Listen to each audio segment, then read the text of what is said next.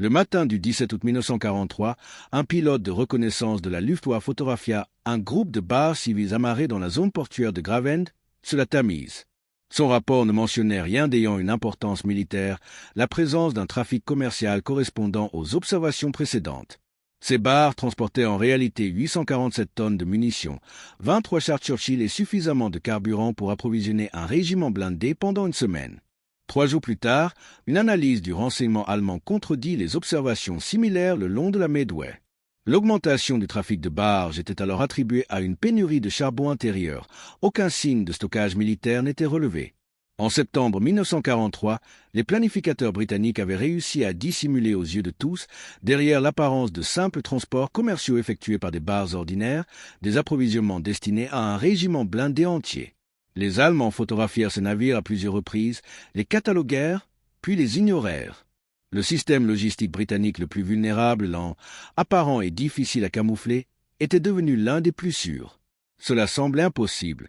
Les barges fluviales étaient gigantesques, visibles et suivaient des routes prévisibles. Contrairement aux camions pouvant se disperser sur les routes rurales ou aux trains pouvant se cacher dans des tunnels, ces barges avançaient à 7 nœuds sur des eaux ouvertes, visibles depuis plusieurs kilomètres.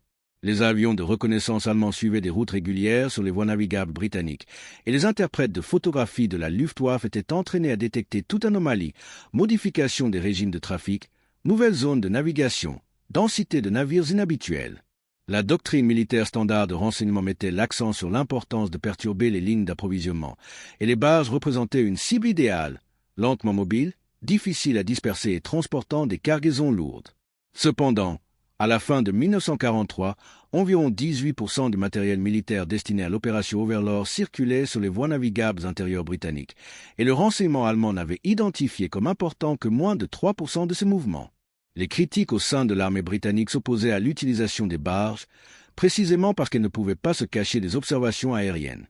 Ils avaient raison sur la visibilité, mais se trompaient lourdement sur ce que cela signifiait. En 1943, la théorie logistique militaire mettait l'accent sur la vitesse et la dispersion. L'approche américaine, étudiée en profondeur par les planificateurs britanniques, privilégiait les convois de camions rapides, flexibles et capables de se disperser en cas d'attaque. Un seul camion transportait peut-être 3 tonnes, mais un convoi de 200 camions pouvait se répartir sur plusieurs itinéraires, rendant la reconnaissance aérienne exhaustive pratiquement impossible. L'approche allemande en matière de sécurité logistique reposait sur le déplacement nocturne et les réseaux de camouflage, cachaient le mouvement lui-même. Les deux doctrines s'accordaient sur un point. De grandes concentrations de cargaisons lentes étaient intrinsèquement vulnérables. La pensée militaire standard considérait que tout ce qui était visible depuis les airs était déjà en danger. Les barges britanniques semblaient enfreindre tous les principes de la logistique sûre. Une barge typique mesurait environ 27 mètres de long, avait un déplacement de 80 à 120 tonnes une fois chargée et pouvait naviguer à 6 à 8 nœuds dans des conditions favorables. Elles étaient entièrement visibles depuis le ciel, sans protection au-dessus, et ne pouvaient pas se cacher sous des arbres ou dans des hangars comme les camions. Un avion de reconnaissance à 6000 mètres d'altitude pouvait photographier une section de 20 mètres du fleuve et capturer toutes les barges en transit. Les navires suivaient des routes fixes dictées par la géographie des canaux et des rivières, et il était impossible de rediriger un convoi de barges comme on le ferait pour des camions sur différents terrains. Les officiers du renseignement allemand possédaient des cartes détaillées de chaque voie navigable britannique, de chaque écluse et de chaque point d'amarrage. Les caractéristiques techniques aggravent la vulnérabilité. Une barge pleinement chargée flottait bas, rendant sa cargaison visible. Une barge transportant des chars ne pouvait pas les cacher sous une bâche, et la forme et la répartition du poids étaient très apparentes. Les barges transportant du carburant étaient encore plus vulnérables. Les barils cylindriques et les réservoirs bossés étaient immédiatement reconnaissables par des interprètes expérimentés. Les planificateurs britanniques du ministère de la guerre calculèrent qu'un seul bombardement de la Luftwaffe pouvait détruire une douzaine de barges connectées et éliminer peut-être 1000 tonnes de ravitaillement en quelques minutes. Cela semblait mathématiquement irréfutable. Les barges étaient trop lentes pour fuir, trop grandes pour se cacher et trop précieuses pour être mises en danger. Quels renseignements pouvaient contrer cela? Ce que les experts n'avaient pas pris en compte, c'est que la reconnaissance aérienne ne voyait pas tout. Elle détectait les anomalies. En 1943, un interprète allemand examinant les images d'une barre de l'ancien personnel temporaire ne regardait pas chaque navire individuellement. Il cherchait des changements, des concentrations et des motifs déviants de l'activité commerciale normale. Le secret consistait à maintenir la ligne de base tout en insérant le fret militaire. Les planificateurs britanniques comprirent que les voies navigables intérieures du pays ne s'étaient jamais arrêtées pendant la guerre. Les barres de charbon continuaient à transporter de l'anthracite de Newcastle à Londres. Les barres de céréales circulaient toujours sur le canal Kennet et Haven. Les matériaux industriels traversaient encore le réseau des Midlands. Pour les avions de reconnaissance allemands, les voies navigables britanniques semblaient identiques à celles de 1939, denses, commerciales et civiles. La réalité de la flotte de barges britanniques constituait un parfait camouflage. En 1943, environ 4200 barges opéraient sur les voies navigables intérieures britanniques, dont 2800 effectuaient un transport commercial réel. Charbon, céréales, matériaux de construction et biens industriels. Le ministère de la Guerre ne réquisitionnait pas les barges uniquement pour un usage militaire. Au lieu de cela, il incorporait le fret militaire dans la flotte commerciale existante. Une barge pouvait transporter du charbon du Yorkshire à Londres une semaine, puis du munitions vers un dépôt avancé la semaine suivante, avant de revenir au service commercial en transportant de la ferraille. À 6000 mètres d'altitude, tout avait le même aspect. Les officiers britanniques de la sécurité opérationnelle établissaient des protocoles stricts pour préserver l'apparence commerciale. Les barges militaires portaient des uniformes civils, les mêmes schémas de peinture usée, les mêmes marques d'entreprise et même les mêmes numéros d'immatriculation que les navires commerciaux. Lorsqu'elles étaient chargées de fret militaire, elles recevaient un revêtement superficiel civil. Une caisse de munitions pouvait être recouverte d'une bâche décorée du logo d'une entreprise de charbon. Les ponts de chars étaient entourés de fausses bordures en bois ressemblant aux cales à charbon, et les citernes à carburant étaient cachées sous des bâches imitant la forme des silos à grains. L'objectif n'était pas de rendre le fret militaire invisible, cela aurait été impossible, mais de le faire ressembler à tout le reste sur les voies navigables britanniques. Ce qui comptait vraiment, c'était le timing et la dispersion. Les vols de reconnaissance allemands suivaient des programmes prévisibles. Par temps favorable, la Luftwaffe photographiait tous les 3 à 5 jours les principaux ports artères de transport britanniques. Le renseignement britannique suivait ces vols grâce aux radars et aux rapports d'observateurs. Le ministère de la Guerre planifiait le transport des barges militaires de manière à coïncider avec les augmentations du trafic commercial. Lorsqu'un vol de reconnaissance était attendu, les barges militaires étaient disséminées parmi les navires commerciaux afin de créer l'apparence d'une densité de trafic normale. Un interprète de photographie pouvait voir 15 barges entre Londres et Gravend, conformes aux modèles commerciaux d'avant-guerre, sans remarquer que 5 d'entre elles transportaient du fret militaire. Le test décisif eut lieu lors de l'opération Starkey en septembre 1943, une opération de tromperie destinée à convaincre les Allemands que l'invasion de la France était imminente. Les planificateurs britanniques devaient transporter d'énormes quantités de matériel vers des zones de rassemblement dans le Kent et le Sussex, sans alerter le renseignement allemand. Entre le 3 et le 9 septembre, le ministère de la Guerre transporta 127 barges sur les rivières Tampam et Medway, transportant environ 11 400 tonnes de matériel militaire, munitions, véhicules, carburant et vivres. Pendant cette période, une équipe de reconnaissance de la Luftwaffe effectua 8 sorties au-dessus de ces voies navigables, photographiant l'ensemble du trajet à plusieurs reprises. L'analyse des rapports de renseignement allemands après la guerre révéla l'extraordinaire succès de la tromperie. Sur les 127 barges militaires photographiées, les interprètes allemands n'en identifièrent correctement que 4 comme étant potentiellement militaires. 3 de ces identifications étaient des faux positifs, des barges commerciales transportant de la ferraille et amarrées près d'une installation militaire. La 4e barge transportait réellement des munitions, mais le rapport allemand la classa comme faible probabilité, nécessitant confirmation, et aucune action de suivi ne fut entreprise. Un officier de renseignement allemand capturé, Mann Klaus Richter, expliqua plus tard le processus d'analyse de son unité. Nous cherchions les points de concentration des nouvelles installations d'amarrage pour détecter les changements dans la densité du trafic. Les barres de Tampam étaient identiques à celles figurant sur nos images de base de 1940. Il n'y avait rien d'anormal à examiner. L'élément humain renforçait la tromperie technique. Les équipages britanniques de barges avaient travaillé sur ces itinéraires pendant des décennies, connaissaient chaque éclusier portier et maintenaient les mêmes routines quel que soit le fret. Un agent allemand opérant dans le Kent, plus tard arrêté par MAM 15, rapporta avoir observé un trafic normal de barges commerciales correspondant au charbon et aux produits agricoles. En réalité, 3 barges transportaient des munitions et une pièce d'artillerie, passant par les écluses et les ports comme d'ordinaire. Dans son rapport, il jugea ces navires insignifiants, car l'équipage ne montrait aucune posture militaire ou conscience de la sécurité. Un équipage typique de Barstam. Les chiffres de pertes, ou plutôt leur absence, témoignaient de l'efficacité du camouflage.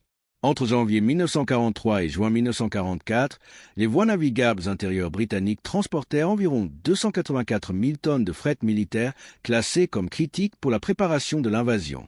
La Luftwaffe effectua 312 attaques aériennes contre des cibles logistiques britanniques pendant cette période. Aucune barge transportant du fret militaire n'était ciblée intentionnellement. Les rares pertes de barges concernaient des navires commerciaux, 11 coulés par des mines et 3 par des attaques opportunistes. Les planificateurs allemands concentraient leurs ressources de bombardement sur les gares, installations portuaires et convois routiers. Les barges navigant à vue demeuraient invisibles. Ce n'était pas le fruit d'une improvisation fortuite. La doctrine britannique de sécurité opérationnelle avait tiré des leçons difficiles de 1940, lorsque la préparation de l'opération Sillon avait rendu immédiatement visible pour la reconnaissance aérienne allemande les concentrations de barges dans les ports de la Manche. Le ministère de la Guerre et le service de sécurité Mi-5 développèrent une méthode appelée camouflage contextuel, l'idée que les objets restent invisibles s'ils suivent des schémas attendus, indépendamment de leur visibilité intrinsèque. Les commandants ne dépendaient pas de la chance.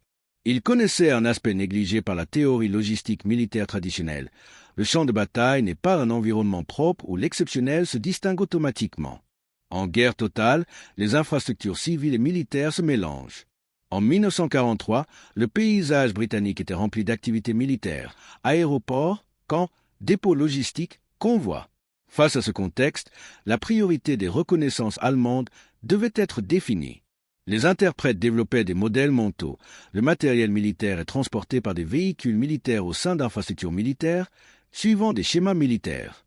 Les barges commerciales, avec des équipages commerciaux suivant des itinéraires commerciaux, ne correspondaient pas à ce modèle. Un principe plus profond exploitait la fatigue psychologique des analystes. Un interprète allemand examinait chaque jour des centaines d'images. Chaque photo pouvait contenir de 30 à 50 barges. Il était impossible d'analyser chaque navire individuellement. Les interprètes repéraient uniquement les anomalies nécessitant un examen plus approfondi. La sécurité opérationnelle britannique veillait à ce que les barges militaires ne présentent aucune anomalie. Elles ne se rassemblaient pas à des endroits inhabituels, ne déviaient pas de leurs routes historiques et ne dépassaient pas les chiffres de base en temps de paix. Tout paraissant normal ne déclenchait aucune enquête détaillée. Les planificateurs britanniques comprirent également que la visibilité seule n'était pas critique. Un convoi de camions peut être moins visible qu'une barge unique, mais un convoi de 200 camions crée une signature. Nuages de poussière, interruption de trafic, motif de cargaison visible depuis l'altitude. Rassembler du matériel dans les parcs à camions crée des cibles évidentes. Les barges, en revanche, dispersaient leur cargaison sur des dizaines de navires se déplaçant indépendamment dans le réseau de voies navigables. Une photo de reconnaissance pouvait saisir une barge transportant 20 tonnes de munitions, mais visuellement, elle était identique aux 3 barges commerciales photographiées à ses côtés. Le fret militaire n'était pas caché sous des bâches, mais noyé dans des activités civiles similaires. Le succès du camouflage des barges nécessitait une attention méticuleuse aux détails, bien au-delà de la simple peinture civile sur le fret militaire.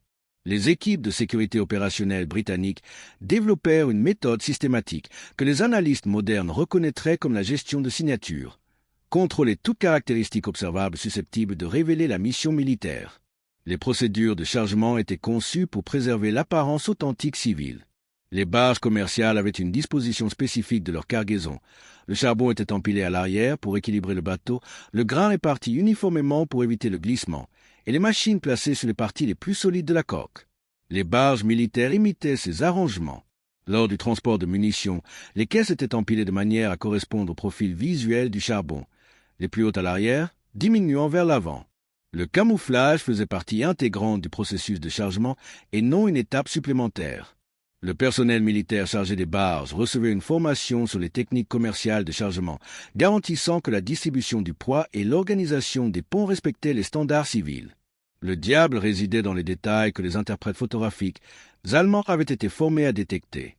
Les barges commerciales accumulaient des motifs d'usure particuliers, des endroits où la peinture s'écaillait de manière incohérente, des taches de rouille dues aux résidus de cargaison, une usure du pont en bois le long des voies de circulation.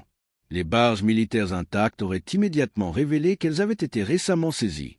Les équipes britanniques d'entretien vieillissaient intentionnellement les navires militaires, appliquaient de fausses taches de rouille et érodaient la peinture selon le motif des barges commerciales. Même des équipements usagés récupérés sur des navires hors service, gouvernails usés, cordages effilochés, garde-boues endommagés étaient installés. Le comportement de l'équipage était également contrôlé. Le renseignement allemand avait appris à détecter les navires militaires en observant la discipline et le comportement des équipages. Les soldats déchargeant les cargaisons des navires militaires agissaient avec une précision militaire, tandis que les bateliers civils ne le faisaient pas. L'équipage britannique des barges n'était pas composé de soldats déguisés, mais de véritables bateliers. Lorsque le fret militaire devait être chargé ou déchargé sous sécurité, l'équipage civil réel était temporairement remplacé par des soldats entraînés à imiter les méthodes de travail civil. Plus lents, moins organisés, avec des pauses fréquentes pour le thé et l'inefficacité caractéristique de la main-d'œuvre britannique. Un pilote de reconnaissance de la Luftwaffe volant à basse altitude sur la Medway voyait des bateliers assis paresseusement sur le pont, fumant et travaillant à un rythme détendu, exactement ce qu'il s'attendait à voir. Les amarrages renforçaient cette tromperie. La logistique militaire concentrait généralement le matériel près des points de distribution, gares, dépôts avancés et ports militaires. Les barges militaires britanniques évitaient délibérément ces concentrations. Elles opéraient aux côtés de navires civils, dans des lieux qui servaient depuis des décennies au trafic commercial. Une barge transportant des pièces de char pouvait s'amarrer à côté de 3 barges de charbon à hêtre. Le déchargement se faisait la nuit ou en secret. Mais à la lumière du jour, lorsque des reconnaissances étaient possibles, les barges semblaient identiques aux navires commerciaux en attente dans les bassins. Les interrogatoires post-guerre du personnel du renseignement de la Luftwaffe révélèrent les erreurs cognitives systématiques qui rendaient le camouflage britannique si efficace. Obu Friedrich Aabo, ancien chef de l'interprétation photographique de la Luftflotte 3, expliqua la doctrine qui aveuglait l'analyse allemande. Notre formation mettait l'accent sur la détection des changements. Nous superposions les images de reconnaissance actuelles sur des images de base des mois ou années précédents. Tout ce qui était nouveau, bâtiments, routes, densité de véhicules nécessitait enquête. Aucune modification ne fut observée sur les barges britanniques.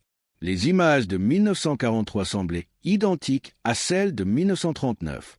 Le renseignement allemand fut victime d'un biais fondamental. Les voies navigables britanniques maintenaient leurs opérations commerciales tout au long de la guerre et les analystes allemands classèrent cette activité comme un passé civil. Leur cadre analytique supposait que la logistique militaire apparaîtrait en contraste avec ce passé. Les augmentations soudaines du nombre de barges, les nouvelles installations d'amarrage, les concentrations près d'installations militaires, aucune de ces anomalies n'eut lieu. Le trafic des barges militaires remplaçait le trafic commercial, maintenant la densité générale constante. Les chiffres illustrent l'ampleur de l'échec du renseignement.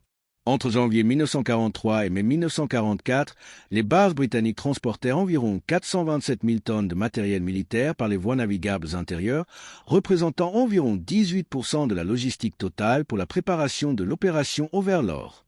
Le renseignement allemand identifia seulement environ 12 000 tonnes, soit moins de 3%, comme fret militaire. La photographie de reconnaissance de la Luftwaffe était techniquement parfaite. L'échec venait des interprètes. Les analystes allemands voyaient les barges, les photographiaient en détail, mais ne prenaient pas en compte ce qu'elles représentaient, car elles ressemblaient à des navires commerciaux civils. Les évaluations de renseignement allemandes capturées après-guerre montrent l'exhaustivité de la tromperie. Un rapport britannique sur la préparation logistique de mars 1944 indiquait « Le trafic routier et ferroviaire montre des augmentations importantes cohérentes avec les préparatifs d'invasion. Les activités portuaires à Southampton et Portsmouth ont considérablement augmenté. Nous recommandons un suivi plus approfondi de ces vecteurs. » Le personnel temporaire ne mentionna le trafic des barges qu'une seule fois. Le trafic commercial sur les voies navigables restait conforme aux modèles historiques et d'importance militaire minimale. Cette évaluation fut établie alors que des dizaines de barges militaires transportant tout, des munitions aux pièces de véhicules, circulaient dans ces voies ignorées par le rapport.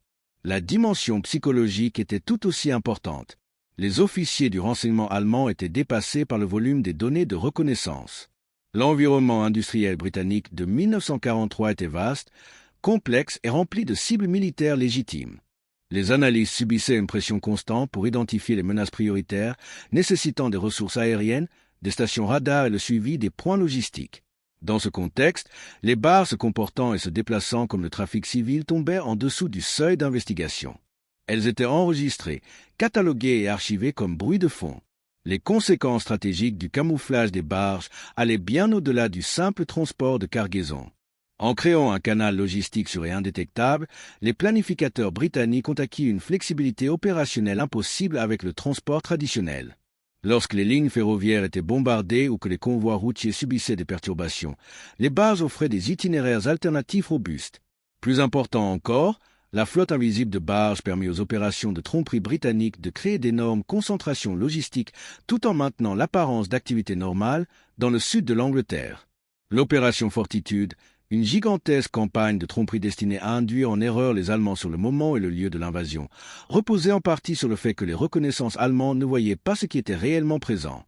Les planificateurs britanniques devaient stocker les véritables fournitures pour l'invasion en Normandie dans le sud de l'Angleterre, tout en simulant des concentrations fictives près de Dover.